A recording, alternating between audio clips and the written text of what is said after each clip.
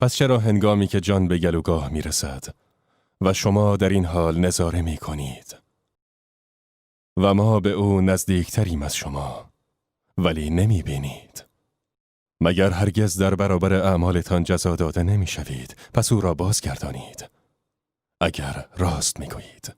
خداوند این گونه توصیف کرد حال یک میت را، حال او در بستر مرگ و حال خانواده اطراف او که ما نزدیکتر از شما به او هستیم ولی نمی بینید. گفتند که رسول اکرم فرموده است که اگر مؤمنی زندگیش رو به قحط شدن در دنیا باشد و آخرت را پیش رو داشته باشد، زندگیش در این دنیا شاید در سن 1 سالگی و 2 سالگی، 3 سالگی یا 4 سالگی و یا 100 سالگی قطع شود، یا در اوج جوانی زندگیش قطع می شود، یا در ضعف و پیری. و پروردگار تو هرچه بخواهد خلق می کند و می ستاند. اگر مؤمنی به هنگام قطع شدن زندگیش بود و آخرت را پیش رو داشت، مرگ فقط دروازه‌ای خواهد بود از اتاقی به اتاق دیگر که تو را از اتاق دنیا به اتاق آخرت خارج می کند. تو را از مکانی موقتی انتقال می دهد به مکانی ابدی. پس اگر مؤمنی به هنگام قطع شدن زندگیش بود و آخرت را پیش رو داشت، فرشتگان سپید روی بر او نازل خواهند شد، با خود کفنی از بهشت و نیز تابوتی از بهشت می آورند. پس بالای سر او می نشینند و می گویند ای روح پاک. به راستی که روح پاکی بود، برای اینکه صاحبش را به نماز و نیکی وامی داشت، امرش می کرد به چشم‌پوشی و پرهیز از لذت‌های شهوانی، چون مردم را می دید که گناه می کردند ولی این روح صاحبش را منع می کرد. و قسم می خورم به نفس لوامه که به هنگام گناه کردن صاحبش را ملامت می کند و به درستی که روح پاکی است و در جسم پاکی بوده. این جسمی است که حرامی را لمس نمی کرد، زنا نمی کرد، حرام نمی نوشید و حرام نمی خورد و نمازش فراموش نمی شد. روح پاک جسمش پاک است. ملائکه دوستش دارند و از وجودش خوشحالند. گفت ای روح پاک، در جسم پاکی بودی، پس خارج شو و به سمت مغفرت خداوند و بهشت رضوان بیا. مغفرت برای گناهایت و بهشت رضوان برای خوبی ها و اعمالت. پیامبر اکرم فرمودند روح بمانند قطره‌ای است که از دهانه مشک آب سرازیر می شود و بمانند مشکی که قطره‌ای بیشتر در آن نمانده باشد. پس اگر مشک را از سرش برعکس کنید، آن قطره به آرامی به پایین جریان پیدا می کند. پس روح پاک نیز از جسم پاک جاری می شود و به آرامی همان قطره‌ای است که از محفظه می چکد. و فرشته مرگ او را می برد و اگر روحش را ببرد، چشمها روح را دنبال می کند. چشمانش باز می شود و به دنبال روح نگاه می کند. فرشتگان رحمت نمی گذارند که روح به اندازه چشم برهم زدنی در دستان ملک الموت بماند و فوراً وی را می برند و در کفن بهشتی می پیچند و به آسمان ها می برند. برایش درهای آسمان را باز خواهند کرد و می پرسند او چه کسی است؟ می گویند که این روح فلانی، پسر فلانی است. به نیکوترین نامهایی که در دنیا می شود نام برد، نیکوترین اسم که دوست داشت صدایش کنند، آنجا به یاد می آورد و می گویند که این روح فلانی پسر فلانی و یا روح صالح فلانی یا نیکوترین نامی که در دنیا دوست داشت، در آن دنیا صدایش می زنند. پس می گویند این روح فلانی پسر فلانی که در دنیا به همان اسماء نیکو که دوست داشت صدایش می زنند و درهای بهشت برایش باز می شوند. ولی جسدش را حمل می کنند به مقبره ها. پس وقتی او را در قبر گذاشتند و بر رویش خاک ریختند، آنگاه خداوند در مورد آن روح میگوید: دفتر اعمال بنده ام را ببندید. در کنار بزرگان قرار دهید، از بهشت برایش پوشش بیاورید و او را به زمین بازگردانید. از این زمین آنها را خلق کردم و در آن آنها را باز میگردانم و بار دیگر آنها را از آن بیرون میآورم. پس روح به جسدش باز میگردد به هنگامی که در قبر است. پس دو فرشته بالای سر او میآیند و از او میپرسند: خدای تو کیست؟ دین تو چیست؟ رسول تو کیست؟ خداوند به مؤمن آرامشی عطا می کند. خداوند کسانی را که ایمان آوردند با گفتار ثابت در زندگی دنیا و آخرت ثابت قدم می دارد و ستمکاران را گمراه می سازد و خداوند هر چه بخواهد انجام می دهد. می پرسند خدای تو کیست؟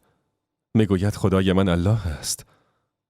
چگونه نداند وقتی عبادتش کرده و به نزد او رفته و برایش نماز خوانده و گریسته و دعا خوانده و صدقه داده و از مالش نیز نفقه داده، همه اینها برای تقرب به او بوده. بعد او را نشناسد اگر محبت خداوند به صورت دائمی در قلبش نبود و ترس از خداوند تمام وجودش را پر نمی کرد، این همه عبادت نمی کرد. خدای من الله است. میدانم الله است. بله میدانم. اسمهایش را، صفاتش را میدانم. زیرا برای هیچ کسی جز او عبادت نکردم.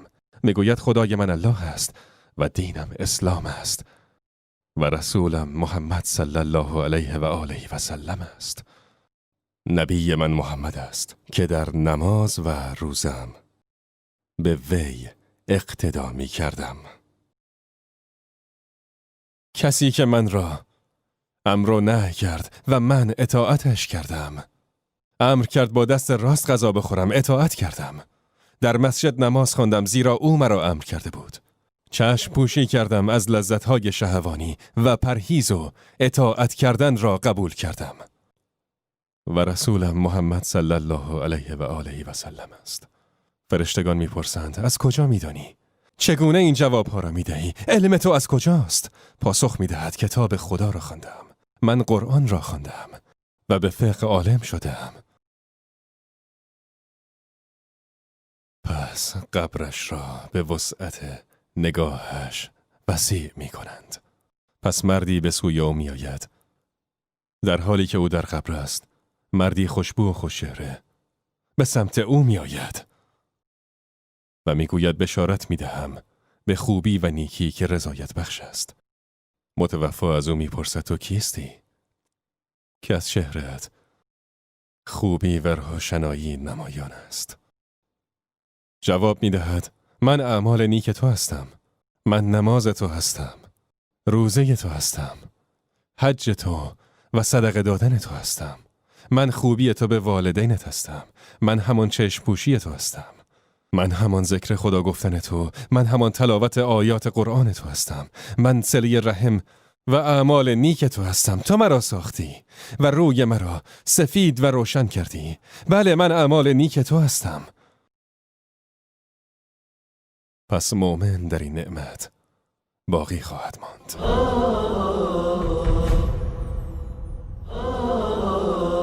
این دسته اول از مردم هستش که در زندگیشان مراقب خداوند بودند و از او هراس داشتند. همیشه تصور می‌کردند خداوند با آنهاست و آنها را می‌بیند و دعای آنها را می‌شنود. اعمال آنها را ثبت می‌کند و بزرگی خداوند را در قلبشان حس کردند. حتی به هنگام مرگ و در قبر و در آخرت که خیر ابدی در آنجاست. اما پیامبر اکرم فرمود: پس شخص کافر یا فاسد به هنگام قطع شدن زندگیشان در این دنیا و پیش رو داشتن آخرت، فرشتگان سیاه چهره بر آنها نازل می شوند. در فاصله دور می نشینند، زیرا تحمل نزدیک شدن به او را ندارند. پس می گویند: خارج شو ای روح بدذات و بدجنس که در جسد بدذاتی بودی و به درستی که آن روح بدذاتی است. به این دلیل که تا خواست نماز بخواند و خواست نوشیدنی حلال بنوشد منعش کرد و حرام را نشان داد. وقتی با ذکر خدا بیدار شد جلویش را گرفت. این همان نفس اماره و همان نفس خبیث است. پس خارج شو ای نفس بدذات که در جسم بدذاتی بودی، جسمی که نتوانست با مردم دیگر در مسجدها نماز بخواند، جسمی که از پایه و اساس با حرام و با غذا و مال حرام و شراب حرام ساخته شد، جسمی که از فحشا و منکر پرهیز نمی کرد. این جسم خبیث روحش بدذات است. و فرشتگان گفتند روحش را از جسدش خارج کنید و گفتند ملک الموت روحش را جدا خواهد کرد، همانطوری که ریسه خیس را از داس به سختی جدا می کنند. داس شمشیر خمیده است که دندانه های تیزی دارد و معمولاً گیاهان را با آن قطع می کنند. از دسته‌اش گرفته و گیاه را از ساق قطع می کنند. و حال اگر به دورش ریسمان پشمی چرخانده و خیسش کنیم، پس با کشیدن داس آن ریسمان پشمی تکه تکه می شود و از هم جدا می گردد. این گونه پیامبر شدت مرگ را توصیف می کند. شدت مرگ و عذاب آن مرد نیز چنین است. گفتن روحش را از جسدش خارج کنید. و ملک الموت به مانند همان ریسمان پشمی خیس که از داس جدا می شود روحش را می ستاند. همین که ملک الموت روح آن فرد را گرفت، دیگر فرشتگان نمی‌گذارند که آن روح در دستان ملک الموت به اندازه یک چشم بر هم زدن باقی بماند و او را در این آتش می‌اندازند و با خود به آسمان می‌برند. در آسمان باز نمی‌شود و از آنها می‌پرسد او کیست؟ می‌گویند این روح فلانی پسر فلان است. به قبیح‌ترین و زشت‌ترین اسمی که در دنیا وجود دارد او را می‌نامند. همانطور که خداوند گفته است درهای آسمان به روی آنها باز نشود و به بهشت وارد نمی شود مگر اینکه شتر از سوراخ سوزن در بیاید. الله سبحان می فرماید روحش را به زمین بازگردانید و کتاب اعمال این مرده را در سجین بنویسید. روح به جسدش باز خواهد گشت و به هنگام بازگشت روح به جسد آنگاه 2 فرشته نزد او می آیند که 3 سوال از اون مرد خبیث بپرسند.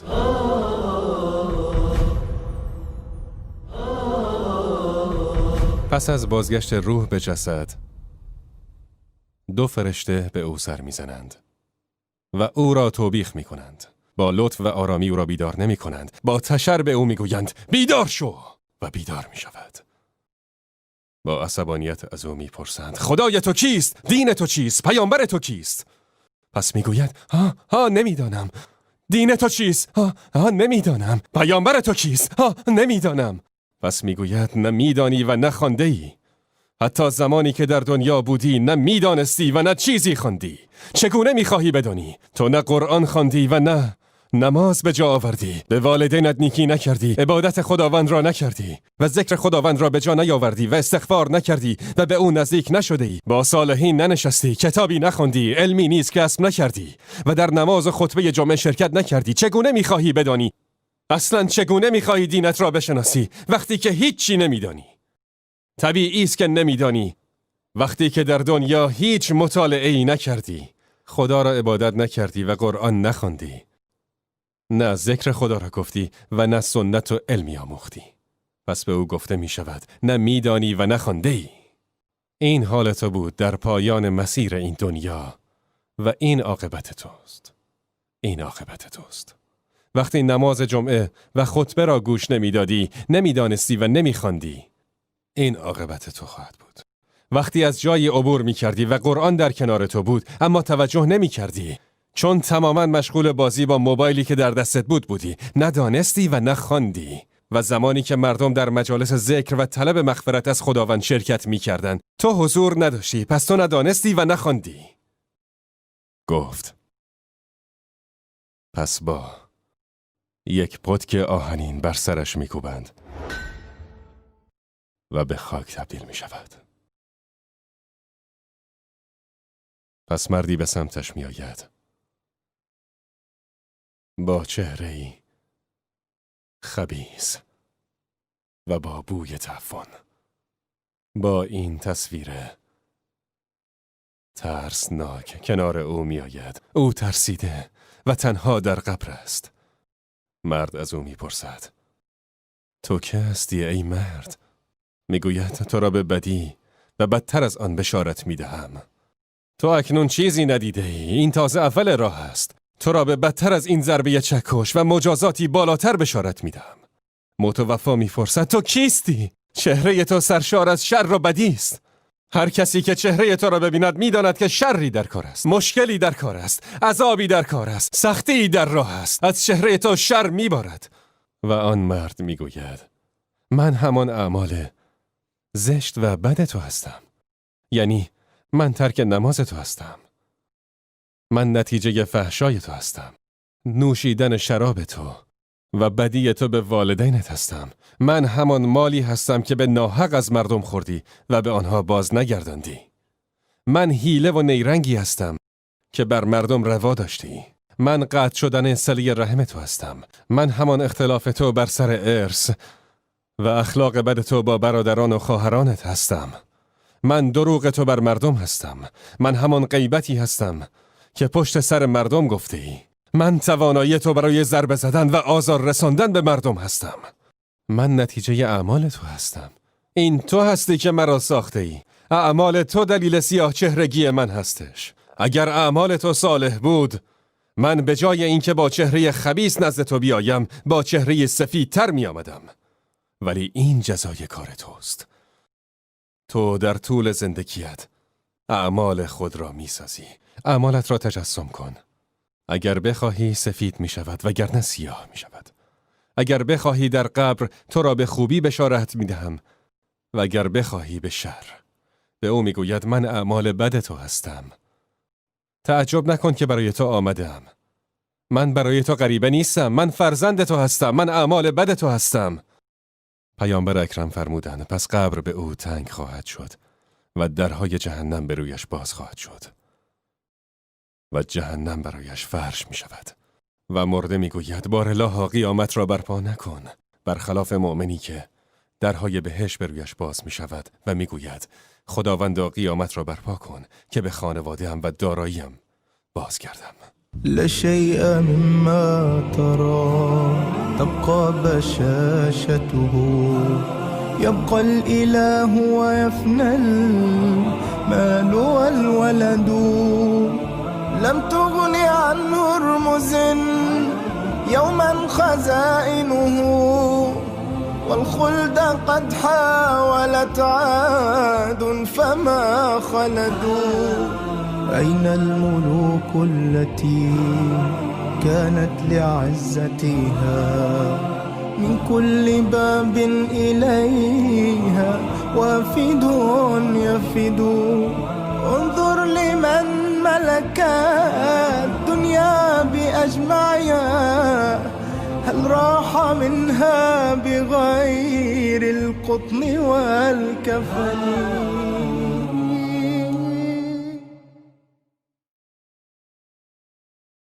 لا شيء مما ترى تبقى بشاشته يبقى الإله ويفنى المال والولد لم تغن عن هرمز يوما خزائن